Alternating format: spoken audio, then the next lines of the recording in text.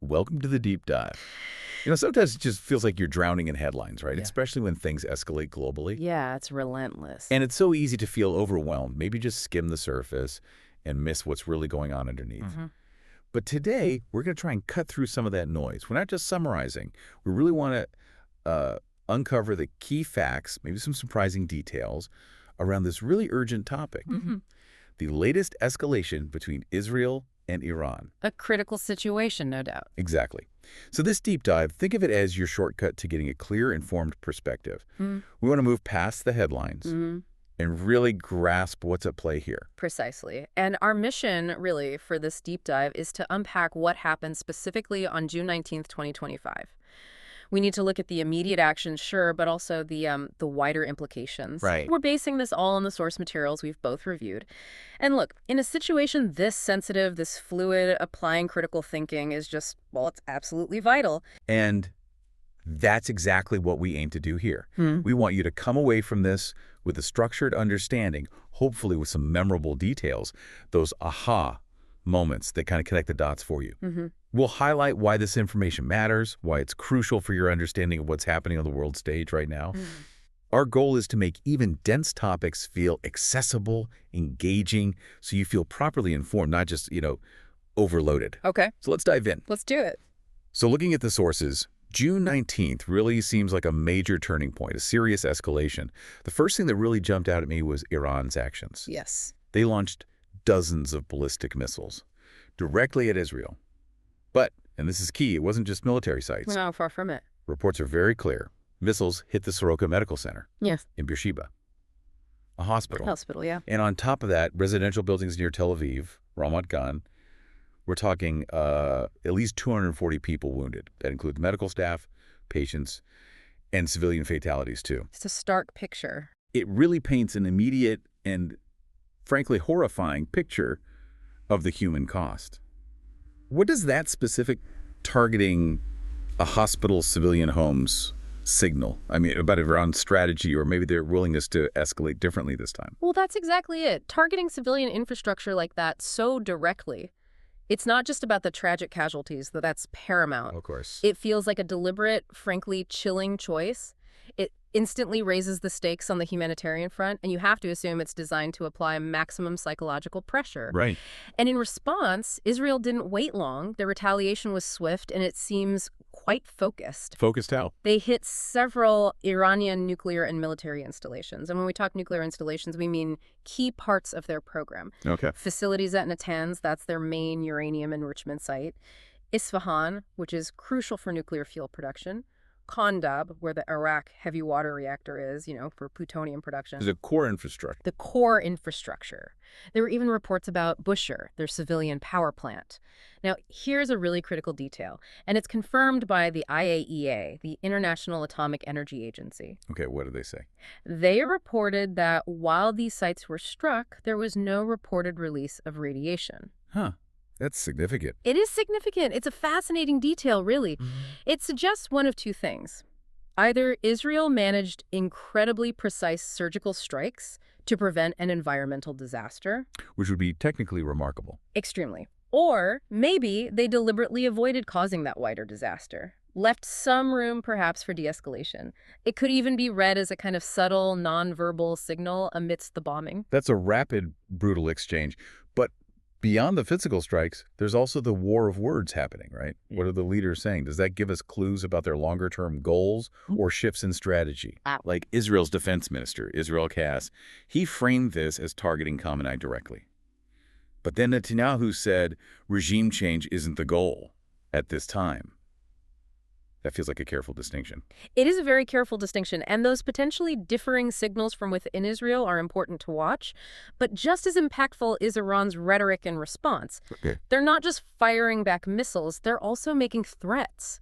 Specifically, threatening to close the Strait of Hormuz if this conflict widens. The Strait of Hormuz. That's always the big one. It really is. Just for context for everyone listening, about a third of the world's seaborne oil passes through that narrow channel. every single day. Wow, the third. Closing it would send instant shockwaves through the global economy. Yeah. It's an incredibly powerful geopolitical lever they can pull, one that almost guarantees pulling in global powers. And speaking of global powers, the U.S. response is obviously key here. Crucial. President Trump has stated he'll decide within about 2 weeks if the U.S. will join military action. So intervention is clearly on the table. But not definite yet. Not definite. He's also leaving the door open, seemingly, for diplomatic efforts. But having that decision point hanging out there, that potential for direct U.S. military involvement, well, it raises the stakes enormously. And we're already seeing the ripple effects, aren't we? Well, globally. Oh, immediately. Sources are showing oil prices surged.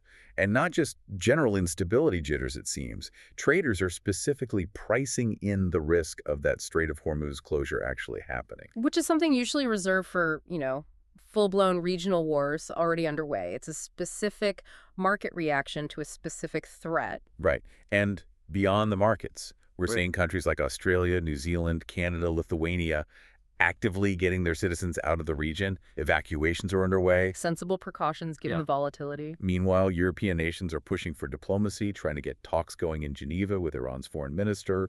So you have these immediate strikes, the threats, the global reactions. What does this all add up to for the immediate future? What are the big takeaways? Well, those immediate responses really highlight the key implications starting to emerge. First, the humanitarian impact. We talked about the hospital strike, the civilian casualties. Yes. That's profound, undeniably. It's going to intensify calls for ceasefires, for international aid. It puts a very harsh spotlight on the human cost beyond just military targets. Of course. Second, the risk of this conflict spreading is extremely high now. You can almost picture it like a series of tripwires. How so? Well, one direct attack leads to retaliation. That retaliation then prompts a threat to a global choke point, like Hormuz. That threat could then pull in major world powers.